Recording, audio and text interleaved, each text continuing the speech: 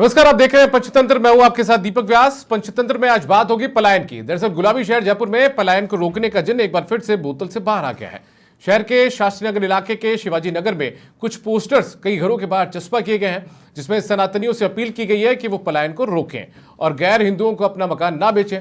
बड़ी बात यह है कि पोस्टर किन लोगों ने चस्पा किया ये किसी को नहीं पता है, क्योंकि पोस्टर में निवेदक के तौर पर सर्व हिंदू समाज लिखा गया है। बताया जा रहा है कि जानकारी मिलने पर इन पोस्टर्स को हटा दिया गया है, लेकिन बड़ा सवाल यह है कि क्या यह हरकत कुछ असामाजिक तत्वों ने तो नहीं की, या फिर सूबे की सरकार और प्रशासन को विरोधी कटघरे में खड़ा करने की कोशिश करें, इसके लिए ये कोशिश तो नहीं की गई आखिर, या फिर ये पूरा माजरा आखिर है क्या। इन्हीं तमाम पहलुओं पर आज हम चर्चा करेंगे पंचतंत्र के अंदर। कुछ खास मेहमान भी हमारे साथ जुड़े हैं, उनका तारुफ आपसे करवा देते हैं। हमारे साथ में अमितोष पारिक जुड़ चुके हैं, जो कि विश्व हिंदू परिषद के प्रवक्ता हैं, साथ में सुमित श्रीमाल जो कि बीजेपी के प्रवक्ता हैं, भरत मेघवाल जो कि कांग्रेस पार्टी के प्रवक्ता के तौर पर हमारे साथ शामिल हुए हैं, और साथ में नईम रब्बानी जी जो कि सचिव है जकात सेंटर जयपुर के।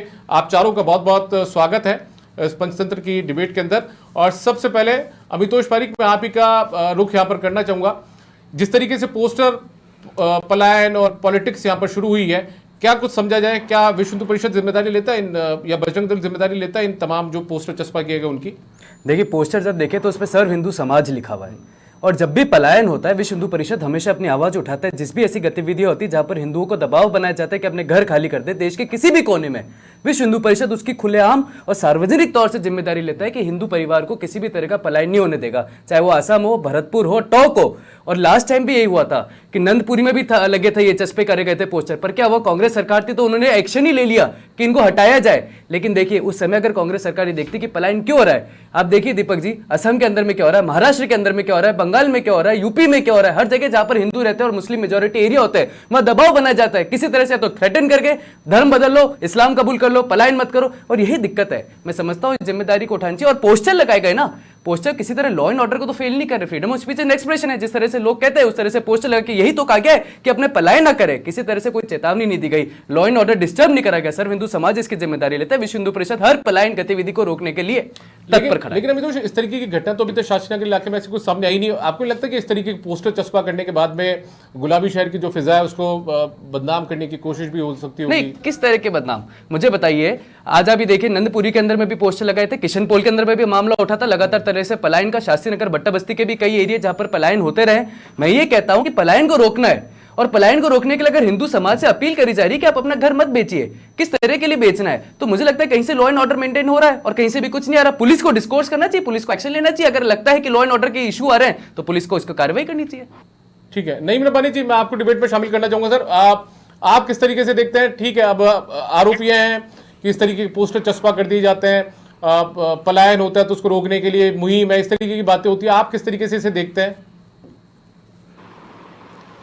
देखिए दीपक जी, एक बड़ी मशहूर कहावत है कि जब मियाँ बीवी राजी तो क्या करेगा काजी।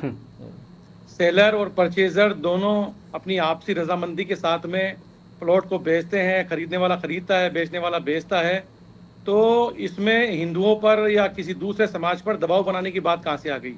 क्या इस जयपुर का हिंदू या कोई महाराष्ट्र का या आसाम का हिंदू इतना कमजोर है कि वो किसी दूसरे समाज या मजहब के आदमी से इतना डर जाएगा कि अपना मकान बेच करके चला जाए? और शिवाजी नगर तो हमारे जयपुर में ही है, कोई आसाम के जंगलों की या नॉर्थ ईस्ट के जंगलों की बात नहीं हो रही है। ये तो बिल्कुल हमारे दिल के अंदर मौजूद है शिवाजी नगर। तो वहाँ भी ये बात उठ रही है। और उससे पहले किशनपोल की अमितोष जी ने कहा, किशनपोल में भी उठा, या नंदपुरी में ये मामला उठा, या सूरजपोल में भी ये मामला उठता रहा है। तो आदमी अगर अपने बेहतर जीवन जीने के लिए कोई अच्छी जगह तलाश कर रहा है, या कोई वैशाली नगर, मानसरोवर, जगतपुरा जाना चाहता है, तो मुझे नहीं लगता कि इसमें कोई परेशानी की बात है। और वो बहुत अच्छी रेट लेकर के वहाँ से जा रहे हैं, और इसमें कोई बुराई की बात भी नहीं है।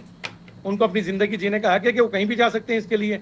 और ऐसा बिल्कुल भी नहीं होता कि किसी की कनपटी पर कोई बंदूक रख करके उनको मकान बेचने के लिए उनको प्रताड़ित किया जाता हो। ठीक है, मैं सुमित जी आपको लाना चाहूंगा। बीजेपी किस तरीके से देखती है इस पूरे मुद्दे को? क्या ये सरकार की छवि खराब करने की साजिश है कुछ असामाजिक तत्वों की, या वाकई में पलायन हो रहा है और उसे रोकने के लिए हिंदू समाज एक जाजम पर आ रहा है, पोस्टर चस्पा कर रहा है?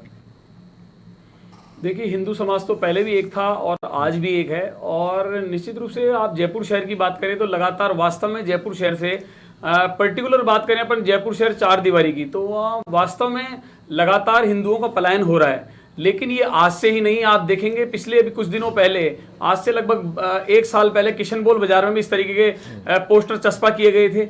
और वास्तव में अगर आप देखेंगे तुष्टीकरण की राजनीति जो कांग्रेस शुरू से ही करती आई है, आप देखेंगे, क्योंकि मैं एक सामान्य सी बात कर रहा हूं, अपन यहां पर उस दृष्टिकोण से, उस दायरे से नहीं देखेंगे कि आप देखिए जब आप बड़ी चौपड़ से आप एंट्री करते हैं रामगंज बाजार के लिए, तो आप देखेंगे कि वहां अवैध मांस की दुकानें जो चला करती थी कांग्रेस सत्ता में, लगातार 5 साल वहां के जो हिंदू परिवार है हर व्यक्ति मांस का सेवन नहीं करता है। और आप देखिए कि लगातार वहां पे ट्रैफिक जाम और मांस बाहर मतलब वो काट करके बाहर टांग दिए जाते थे। और इस प्रकार से कई प्रकार की, आप घाटगेट बाजार की बात करें, आप रामगंज बाजार की बात करें, घोड़ा निकास रोड, सूरजपोल बाजार, तो आप यहां लगभग शहर के तमाम बड़े बाजारों में जहां पर मुस्लिमों की संख्या बिल्कुल वास्तव में ज्यादा है, भारतीय जनता पार्टी के लिए सभी बिल्कुल समान हैं, लेकिन तुष्टीकरण तो शुरू से कांग्रेस करती आई है। आपने शुरू में पहले भी देखा होगा कि इनके प्रधानमंत्री लगातार कांग्रेस में जब रहे तो उन्होंने कहा देश के पहले संसाधनों पर अधिकार किसी का है तो वो मुसलमानों का है, लेकिन भारतीय जनता पार्टी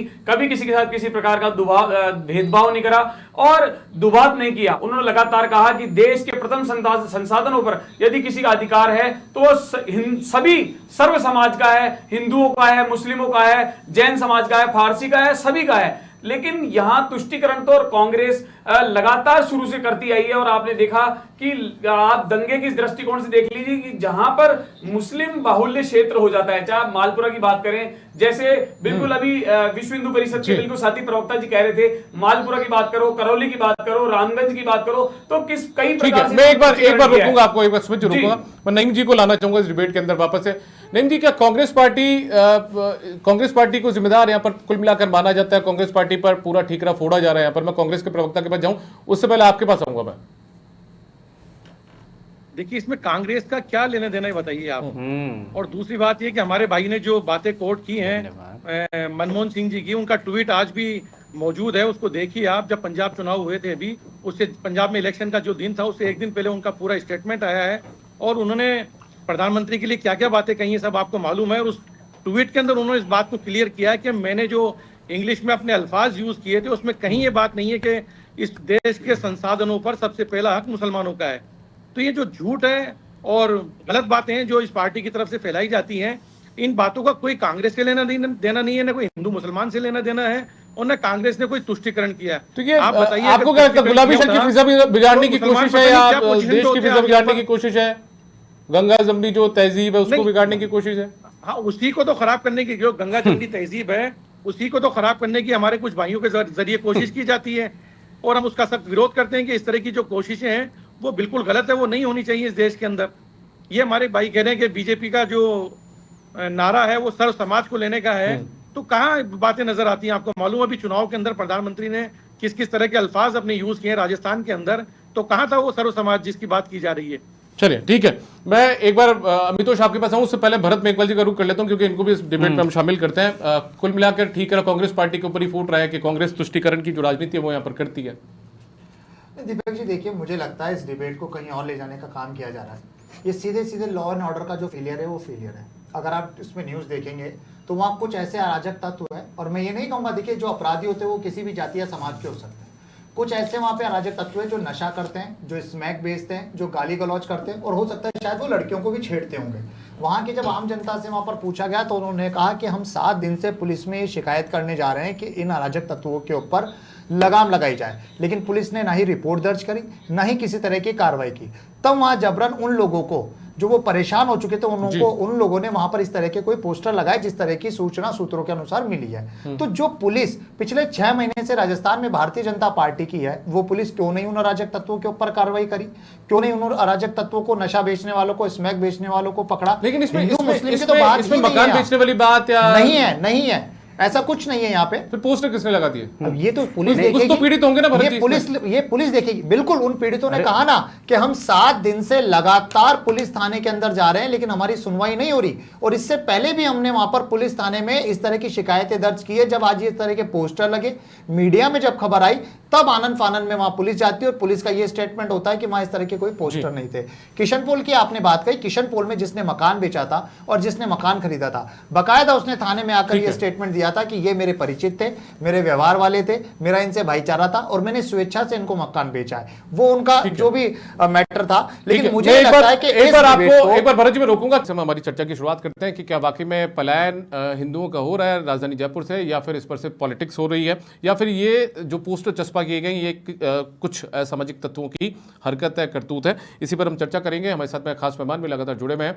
अमितोष, लगातार आप इस बात को लेकर विरोध यहाँ पर जताते रहे हैं और आप ये कह रहे थे कि इस तरीके से जो पलायन है वो यहाँ पर हो रहा है। राजस्थान में खासतौर पर जयपुर में कई जगहों पर इस तरीके के पोस्टर चस्पा किए गए, लेकिन यहाँ पर चाहे नईम रब्बानी जी हो चाहे भरत मेघवाल जी वो इन आरोपों को खंडन करते हुए यहाँ पर नजर आए हैं। नहीं, पर दीपक जी आप सुनिए, सबसे पहले मैं जो नईब खान है इनने एक बात कही कि अगर शिफ्ट हो रहा है तो हो रहा है, कोई अच्छी जगह जा रहा है तो जा रहा है, और एक तरीके से बहुत ही अच्छी बात करने को, बैलेंस करने का इनने इक्वेशन दिया। लेकिन कभी सुना है, हम सबसे पूछ लेता हूँ, आप भी है सम्मिलित और ये भी है, कि कभी भी किसी मुसलमान ने किसी हिंदू कम्युनिटी से पलायन करते हुए कोई खबरें आई हो, या ये खबरें आई हो कि वो थ्रेटन कर दिया, छोड़ दो, या उसको फ्ली करा गया। Consent is not equal to migration, इसलिए उसको पलायन किया गया है, उसको मूवमेंट का नाम नहीं दिया गया। फ्रीडम ऑफ मूवमेंट होती है पर फ्रीडम ऑफ माइग्रेशन नहीं होती, वो हमेशा फोर्सफुल कोर्जन के जरिए करा जाता है। अब देखिए एग्जांपल मैं आपको बताता हूं, असम के अंदर में 100 साल से एक परिवार रह रहा था, उसको माइग्रेट, जब वो बाहर गया उसका घर जला दिया, उसको छोड़ने पे मजबूर कर दिया मुसलमान कम्युनिटी ने। महाराष्ट्र के अंदर में रफीक मोहल्ला ने एक परिवार को थ्रेटन करा, उसको छोड़ना पड़ा।